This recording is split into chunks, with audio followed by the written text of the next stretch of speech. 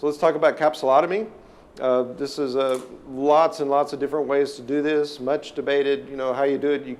I've done most all of them, make a V, make a linear, make a D, do a CCCC, like I did for phaco for years and years, do a can opener like is represented here. So all sorts of things that you can do.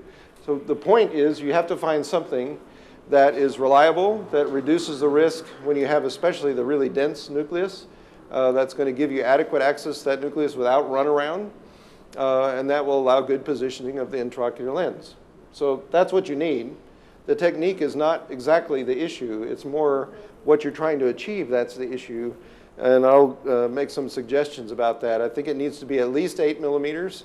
I think if you do, especially if you're just learning, if you do a can opener type opening, if you use these small and always cut towards the center, what that does is if you do this on a piece of cellophane, you can see what happens kind of nicely. Small cuts right adjacent to each other creates this tear pattern. It's actually a tear, not a cut. And the tear produces a capsulorhexis-like effect. There's not big tags because they're close together and because each little tear is connecting. It's almost like you're chasing the tear around the edge of the capsule. So you can get a nice smooth effect doing it that way. And I would suggest for starters that that's where you begin. Especially important if you don't have a red reflex. Trypan blue, and so on, yes, that's helpful, especially helps you see what you're doing. Whatever technique you use, using trypan blue can be helpful. But if in the end you want something that's reliable, dependable, and very little trouble, I think this is a great way to go. David, would you agree, disagree, add other? Like you said, there's a lot of different capsular techniques. Yeah. And I've tried all of them, I think. Yeah. And it probably takes some experience to figure out which one works best in your hands. Yeah. But I agree, this is a really good starting point. It's a good starting point. And that's, again, what I told you at the beginning. What I've looked for over the years is not just great results, but the most reliable for training purposes. And I really believe this is a great way to start. I find it to be extremely reliable in a whole spectrum of problems. You can use it in most any circumstance that you have and get good results with it. I do, in my practice, when I'm out working, I'll do a capsulorhexis if there's a red reflex present is kind of my rule of thumb. But in my case, I do it more just for fun, honestly, because I get bored. Just, if you just do the one thing, I'm being honest with you here, okay? So, I did this for 15 years, for goodness sakes. It's nice to do something that you've done, in the past. So if I've got those, it's fun to just, just do the there it goes.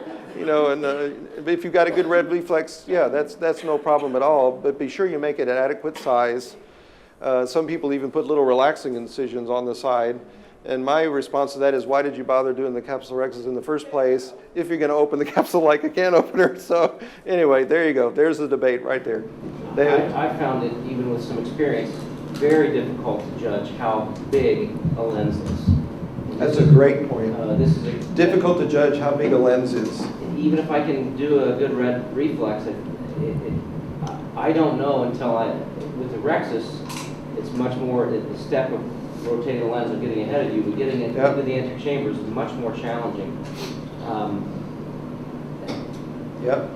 And there are times after you try to rotate it, then you can't identify the capsulorhexis or the capsule edge to even do relaxing incisions. Yeah, and don't forget the reason the capsulorhexis. One of the major factors for controlling that tear around, the reason you tear is that you create with the viscoelastic, you create a slight concavity or flattening of that anterior surface. If the nucleus is hard, it isn't going to flatten. So your lens is going to be shaped like it'll have an arc. And guess what that does? That's right, exactly. Whoop, she whistled right out to the edge it goes. So, that's no fun to be in a position where you think you've flattened the surface. So another rule of thumb you can use, if you can flatten the surface, it might be worth trying. That's a simple rule. Because if you can't flatten the surface, if you don't see it when you put viscoelastic, if you don't see the capsule fall back, if you don't see that happen, then you're at risk because you've got a convex surface and it's going to want to always tear. You'll have to be especially cautious. It certainly can be done, and they're masters at this. You know, you see people do this in their sleep, sort of thing. You know, it looks fantastic. I'm just telling you, though, it's a difficult thing to master when you have the convex surface. So in the capsulotomy, doing the capsulotomy, don't forget you're working through a tunnel. And this is where you start to learn to use the tunnel to your advantage. So you've got the instrument in the eye, you've got viscoelastic in the eye, but you still have to avoid putting pressure on that inner tunnel wall. So the effect is, if my finger is the inner tunnel wall, your cystotome is in, and it's this movement, not this movement. And this is what most people do when they're starting. They push down on the inner tunnel wall, but the movement you're doing is this. You're trying to keep that inner tunnel wall immobile as you tip the instrument over it. And that takes a little practice. But you can practice that with the system or with a pencil, or you can just practice that movement, so you can get the feel of that, because that's the difference. You don't want this, you do want this. Okay? Yeah. You can also do it through your right-handed paracentesis that you made. Yes. Yeah, that's another way to do it. Now you got a right-handed paracentesis in the Dr. Brown technique, is as we will all be learning. If the zonules are loose, you don't need to worry about completing the capsulotomy. You know, don't think of the M6 technique as you start here, you go through the steps, and voila, you end up with the result you wanted. You know, as we pointed out early on, you're learning something about each patient's eye every step of the way. What do you learn when you're doing the capsulotomy? What do you think? The zonules are common. Yeah, you learn the status of the zonules. What else do you learn? You learn a little bit about the status of the cortex also, and of the nucleus. So, you know, the whole how dense is the cataract thing, the tip of that cystotome, if you're finding that it doesn't, you can feel the resistance of the nucleus right underneath that cystotome, or when you drag the capsule to the side, you see the whole lens goes with you.